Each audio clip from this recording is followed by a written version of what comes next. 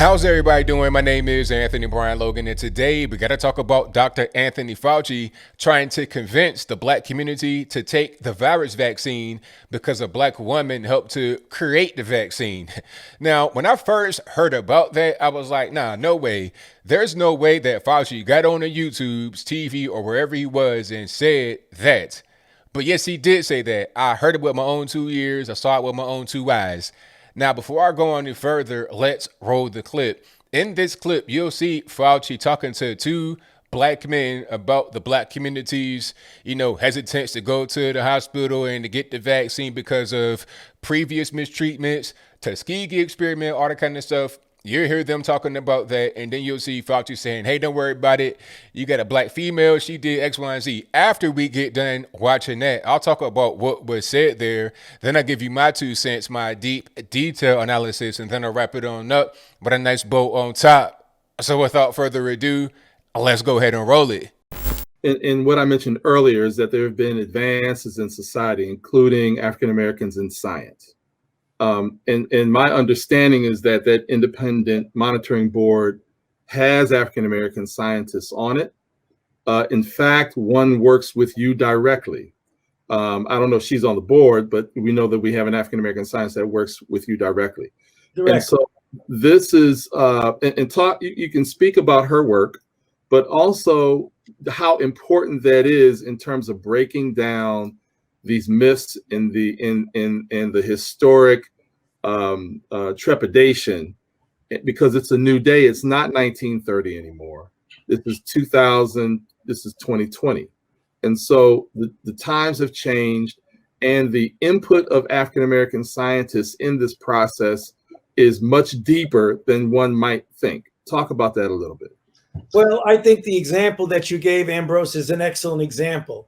The very vaccine that's one of the 2 that has absolutely exquisite level, 94 to 95% efficacy against clinical disease and almost 100% efficacy against serious disease, that has shown to be clearly safe. That vaccine was actually developed in my institute's Vaccine Research Center by a team of scientists led by Dr. Barney Graham and his close colleague, Dr. Kizzmekia Corbett, or Kizzy Corbett. Kizzy is an African-American scientist who is right at the forefront of the development of the vaccine. So the first thing you might want to say to my African-American brothers and sisters is that the vaccine that you're going to be taking was developed by an African-American woman. And that is just a fact. I mean, that is a fact. And I think that's some of the things that people don't fully appreciate. All right, you heard that, you saw that. Now, that was totally crazy. Dr. Fauci, I mean, come on. You sunk into a brand new low. All right. Now, before I even tear into Fauci and the ridiculous statement that he made, I got to back up a little bit here to give you some more context. Now, this particular talk, I saw the clip of it on blackdoctor.org. They used to be a pretty good source of information. I followed them on Facebook a few years back, but I think they're taking a hard left turn over the past 2 years. I think that's what's happened to them. I'm not really sure what's going on. Maybe they got sold. Maybe they got bought up by a big corporation. I have no idea. They used to be a good place of information, not so much anymore. All right. And that particular website that these guys were trying to push is called Black Coalition Against COVID.org. You go to the website, does not look very professional. I don't know if I want guys that put out something like that to put some kind of, quote unquote vaccine in me, but that's a different story. I digress. The 2 other gentlemen that were on the Zoom call with Fauci are Ambrose Lane Jr., the founder of the Health Alliance Network. And you also have Wayne Frederick, who is the president of Howard University. So they're trying to just have Fauci on there and just ease some of the tension from the black community about going out there and taking the vaccine. And Fauci came up with that as a reason why. Now, I don't care who made it. That's not even really, it is relevant because if I'm going to take it, which I'm not going to take it, but if I was going to take a vaccine or a flu shot, which I also don't take, then I'd want to know where it came from. All right. If you got a bunch of vaccines that came straight from China, maybe I'm not going to take that at all. If you have Tylenol, if you have cough syrup that came from China, I'm not using it, period. I don't want it. All right. Just have that be known. So it is important where the vaccine came from, but I'm not really worried about the race of the person. I'm worried about if it's going to be high quality, if it's going to be safe, is it going to kill me? Is it going to work? That's what I'm worried about. Now, Fauci says, oh, there's a 95% efficacy rate, meaning it works 95% of the time as advertised, maybe 100% of the time. Not sure how you get to 100% efficacy. That might not be the total truth right there, Fauci, but I digress. Regardless of what he says, as far as the efficacy is concerned, I know that there's a risk for injury. You've already had other vaccines, maybe even the same vaccine that has been implemented around the world. I think over in UK, there was 4 cases of Bell's palsy that had been reported. Now, I think the FDA was talking about, oh, well, that's not necessarily because of the shot. That could have been something else. Well, what was it? And if you don't know what Bell's palsy is, that's phase paralysis, and it's temporary. Now, temporary may not mean what you think it means. Temporary could be a month or 3 years. It might not last forever, but it might not be for a short period of time. All right. And then also there were some deaths that were related, and we don't know what the long-term effects are going to be because we've not hit long-term yet. You can only see long-term effects in the long term. And how does it affect babies of women that are pregnant who take the vaccine? I mean, are you going to take it if you're pregnant? And then in UK, they came out and said that if you have any allergies, don't take the vaccine. Any allergies? So if I have a milk allergy, don't take it. How about a peanut allergy? How about any kind of allergy? Don't take it. I can be allergic to grass. So should I not take it? It's really vague because they're trying to figure out how things are going to work out there in the wild right now. See, it's one thing to have a control group that you really kind of experiment on. It's different once it gets out there in the wild. And you also have a living virus that could change and it can mutate.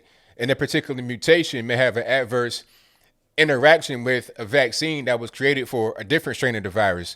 So who knows what it's going to actually do to you. There was also a case of, I think it might have been in Australia, New Zealand, or somewhere, where the vaccine was causing, quote unquote, false positive HIV results to come back. It's like, okay, you taking the shot and you don't have HIV, right? You tested for HIV, you don't have it. You take the shot, it come back, or you get HIV. But then they say now you don't have HIV. Now my question is, how do you get a false positive HIV result? How does that happen? I've never heard about that in my life before. All right. Usually when you get these tests back, it's 99.999% accurate. Now all of a sudden you got several false, quote unquote, false positive HIV tests. What are they putting in the vaccine? When the virus first came out, they were talking about this is like airborne HIV, the way it operates. So is there something that we don't know about what's in the vaccine that's also similar to HIV? Maybe I don't want that in my body. My uncle died of HIV when I was a little boy. Maybe I don't want something that's like that in my body. Just maybe. I don't care if the woman is black, white, Puerto Rican, candy stripe, green from Mars, blue from Pluto. I don't care if she's a whole space alien. It doesn't matter. She could be an X-Man, a G-Man, a C-Man. It doesn't even matter. The issue is the vaccine safe? And then my question is this. Why are they trying so hard to push this on the black community? I mean, what's really going on with that? I mean, I'm just trying to figure out what's happening. They got this whole thing out there like, oh, it's affecting black and brown people. When the reality is it's mostly older black and white people that are in a hospital suffering the most. When I say older, I mean elderly, like way past the base level of senior citizens. I'm talking about 80 years old, 90 years old. There was somebody that passed away. They were a celebrity and they were like 95 years old. They said, oh, they died from the virus. It's like, really? At 95 years old? All right, man. I mean, come on. The average age of death in the U.S. in general, aside from the virus or not, is 78. What's the average age of death from the virus? Take a wild guess, 78. There's much less flu and heart attack and everything else since the virus came along. And there's a lot of virus cases and deaths. But where did the heart attacks and flu and all that go? people would say, "Oh, well, it's because we got masks and social distancing. That's the reason why there's less flu and everything else." Well, okay, if that's the case, then why are we going back under lockdown because of the virus? If other things are going down as a result of the mask and whatnot, and the virus is going up, maybe the things that we're doing are not even going to affect the virus. Maybe they affect other things.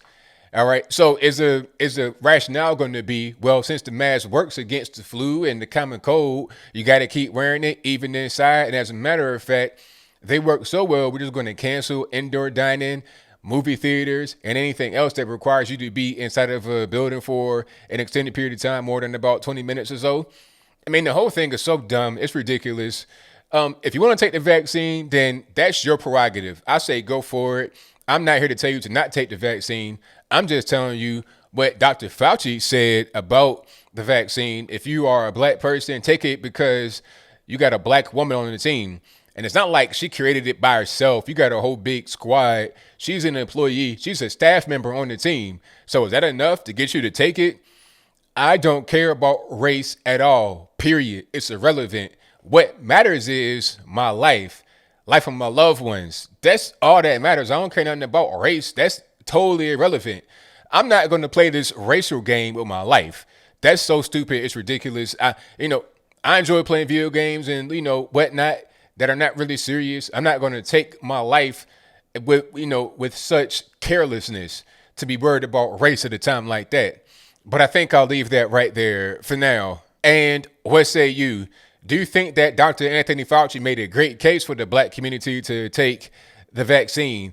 Oh, because a black woman is involved. Forget about Tuskegee. Forget about how Big Pharma wants to prey on people that don't have a lot of money, low resources, because they know they're going to be willing participants. They'll be guinea pigs for a vaccine for a low amount of money. Forget about all of that. No, keep that to the side. Go ahead and take it. You got a black woman in charge. I am not convinced.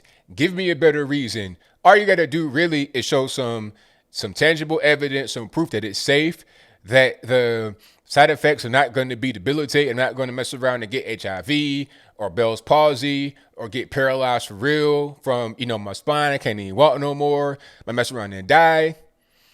I mean, the virus is out there. People are getting infected all the time. It's not a very high death rate. It is what it is. It's a real virus. It does affect people. I say, be careful. Keep yourself, hygienically sound. But to just give up your life and to put your life at risk because of race is the dumbest thing you could ever do. It is the dumbest thing you could ever think about doing, Anthony Fauci. But whatever your thoughts are, please let me know in the comments below. And that's all I got to say for this video. If you like what you heard, please comment, rate, share, and subscribe. Peace.